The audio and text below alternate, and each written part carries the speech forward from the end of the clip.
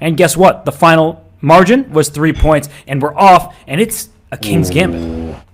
Love it. I love this choice of opening already.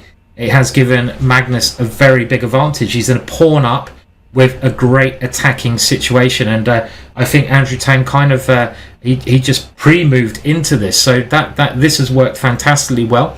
The extra pawn is an extra central pawn as well, and you can attack on the f-file.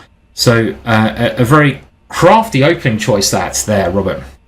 And Andrew, he used the pin on the c-file before. He could have taken the d4 pawn, so he had the right idea, wrong execution, and now Magnus remains a pawn to the good. This looks fantastic for him, and there's too much pressure going on. The e-file, the queen on e6 is loose, the knight on d5 will be hanging if you take on e5, and the rook takes back, hitting the queen and the knight beside it. So this looks like a winning advantage for Magnus on the clock and on the board. And you know what I like best? Magnus is singing. Andrew takes the next one. Well, it's game on. He'll be cutting it to 1. And now you see no more 1a6. He probably going to stop playing the King's Gambit going forward. Magnus is now like, this is getting too close for comfort. Now I need to give my full focus and play more mainline stuff. And I don't think Andrew knows this line nearly as well as Magnus does. No, it's very hard to know the lines as well as, Magnus, who has this team of workers, and this is a very interesting idea. And if Black can stop White from castling, it could be a disaster. And yeah, he puts pressure on that knight, so if White castles, he captures it. And now White can't castle, so White's king is walking a tightrope. But what happened there? Whoa. Did Magnus blunder a piece? I think yes. he just lost a piece. His knight was under attack. The piece of b4, was under attack and just didn't move it. That was strange. Look at his face, Robert. Oh, if Andrew can keep this together, which, oh no, it's getting messy. Rook b1. Oh, he's fought back into the match. White is completely tied up here. Wow. This is a big game, Robert, I feel. It is, yeah, because if Andrew won, it would be a 1-point match. But now Magnus, he's head bobbing. He's trading pieces if he wants to. He's also up over 20 seconds.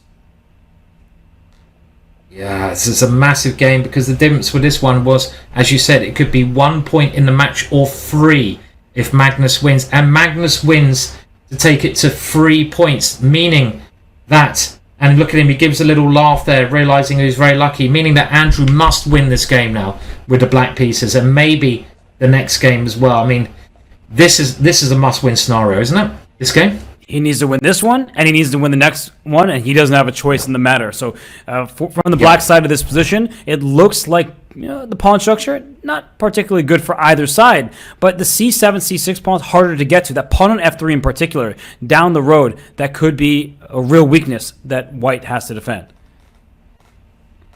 Yeah, and I love what Black's done with the knight there. The knight finding a great square. Rook takes knight as a threat. So Magnus sacrifices first here. And Black has chances in this one. Chances to get that important win, which he must win. Yes, but the f-file, that's going to give Black a lot of the action there. With the knight on d3, that is one of the best placed pieces you could possibly ask for. Yeah, and those two pawns also, Robert, they're coming through the board, aren't they? I mean, two connected pass pawns, very scary here. And the rook now has to give way to the h-pawn with... Okay, maybe that could have been played better. Yeah, what a find, though. King g6, but now knight f4 kicks the king away. h7 falls, and... Uh-oh, it looks like mate. Knight e6, rook e7.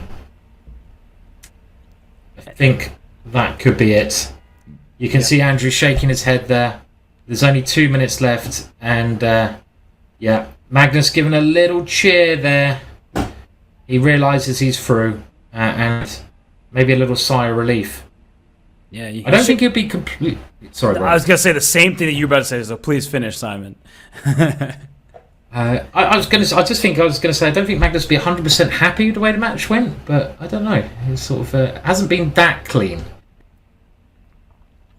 And I think that's why he celebrated, because if he was going to win this match by a large margin, he'd be like, yeah, okay, another day at the office. But the fact that Andrew gave him a serious fight and there were some odd blunders and things of that nature, even in Bullet, odd for Magnus, I think that he felt like he was on some rocky terrain. And, well, even in this game, like, he was doing just fine, and suddenly he's dropped a pawn in an endgame, and his pawn structure is bad. So it has not been a perfect performance by any stretch of the imagination, but that's who Magnus is. Even when he's not playing perfectly, he's still beating stars like Andrew Tang by several points.